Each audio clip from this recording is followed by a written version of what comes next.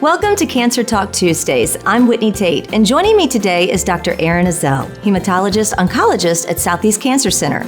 Our topic for discussion today centers on the importance of working with a patient to individualize their treatment plan. Thank you for joining us, Dr. Ezzell. So what are these treatment plans? Well, specifically, if we're talking about breast cancer treatment plans, no two individuals that walk through our door are the same.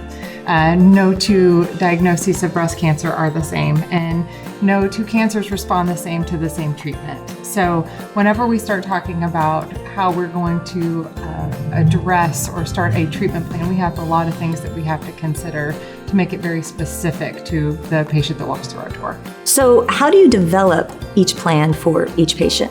So there are quite a few factors that go into this when we start talking about these treatment plans. A lot of it depends on the patient. So it depends on their social situation, their potential preconceived notions about what's going to happen with their treatment. It depends on what their stage of treatment is. It depends on their medical background and any other past medical history that may affect what we choose to do for their treatment plans. Now, do you work with a team when you create these plans? Absolutely. There is a large team that we put together to treat any cancer patient, but particularly breast cancer patients that come through. So most breast cancer patients are going to have a surgeon that's involved in a decision-making process.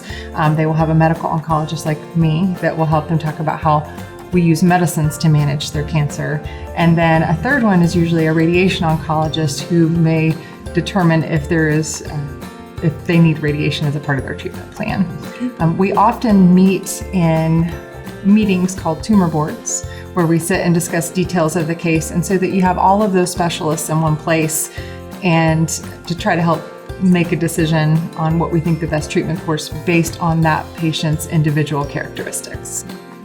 Dr. Ezzell, what are the components for each plan for the patients? I would probably boil them down into several categories. Of course, the medical treatment plan. How are we going to go forward with treatment? The social component, how to support the patient through this. The spiritual component, taking into account their spiritual beliefs as they go through this journey.